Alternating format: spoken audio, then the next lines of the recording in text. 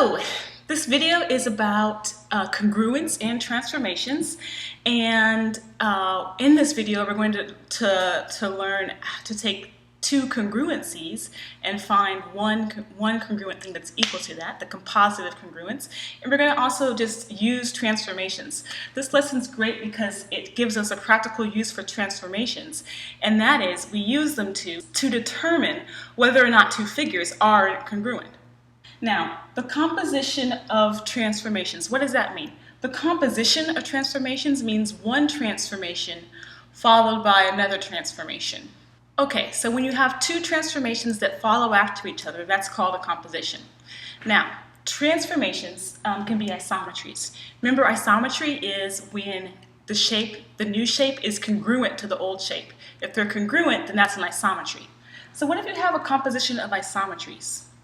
Well, if you have a shape and you change it and it's still the same shape, and you change it differently and it's still the same shape, then the original one and the one that you have are still an isometry.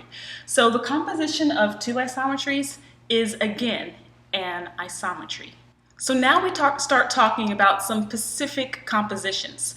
And the first one is a translation and a reflection. So if you have a shape and you translate it, that's like a shift, and then you flip it and do a reflection, together those two things are called a glide reflection.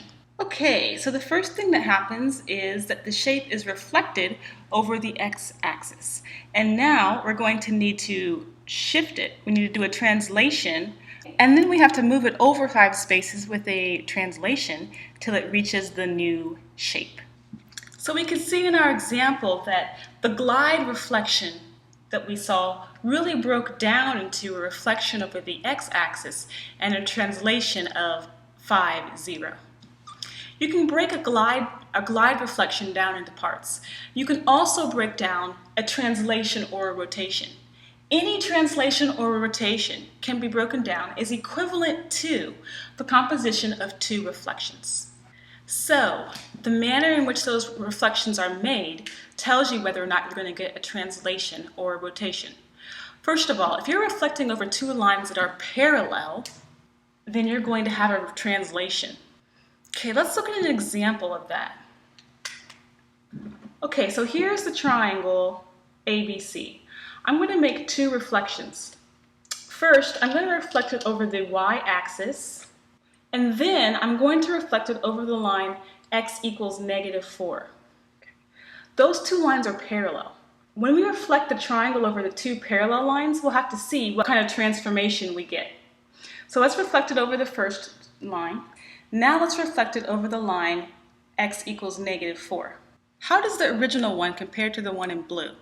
Well, the one in blue is just a shift, all right? It's just moved over from the original spot. How much did it move over? It moved over -11 and up 0. So we can see that two reflections over parallel lines made a translation. Okay, now, what about if the reflection lines are intersecting? If you reflect over two intersecting lines, then that makes a rotation. Let's look at an example of that. So here's the triangle. I'm going to reflect the triangle over the x-axis, and then I'm going to reflect the triangle over the line y equals x. Actually, we're going to reflect over the line y equals x first, right? Okay, so those two lines are intersecting. So let's see what happens to the shape when we reflect it over both lines. First, let's reflect it over the line y equals x. Okay, so I have reflected it over the line y equals x. Now let's reflect it over the x-axis. All right, so now we've reflected the green shape over the x-axis so that it comes down to down to here. Okay, so now if you compare the original black shape to the blue shape, how can you move directly from the black to the blue? Well, it is a rotation. It's a rotation of either -90 degrees going this way or 270 degrees the other way. All right, congruence. When we're talking about congruence, it's important to differentiate between the things that produce congruent images and the things that don't. Translations, reflections, and rotations produce congruent images, which are isometries.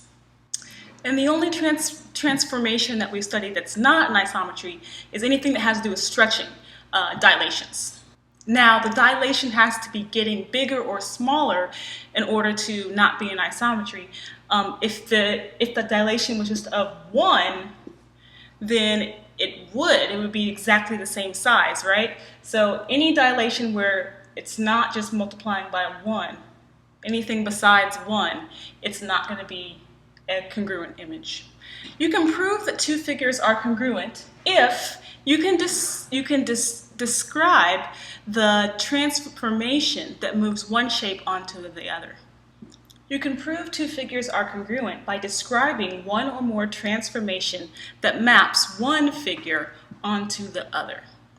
So let's have an example here. Are these two sets of points representing congruent shapes? Well, first we have to draw each one. Okay, so looking at these two shapes, it looks like they are a rotation, but it would be a rotation of how much? That's what we need to figure out. Looks like the center of the rotation is right at 0, 0, right? And then how can we figure out how far it's rotating? Let's find a point in one and compare it to a point on the new one. Okay, so looking at how point R moved to where it moved over here, where it is at point K, it looks like we have a rotation of 90 degrees. So I'm just going to check my rotation rules and make sure that the rule is working for each of the points the same way, so that make sure each of the points is really rotating 90 degrees. And when I look at these numbers and compare them, it looks like for each number set, the x value was made negative and then the xy switched places. So that holds true for each number pair. So this is a rotation of 90 degrees. So yes, these are congruent because a rotation of 90 degrees maps one to the other. Great.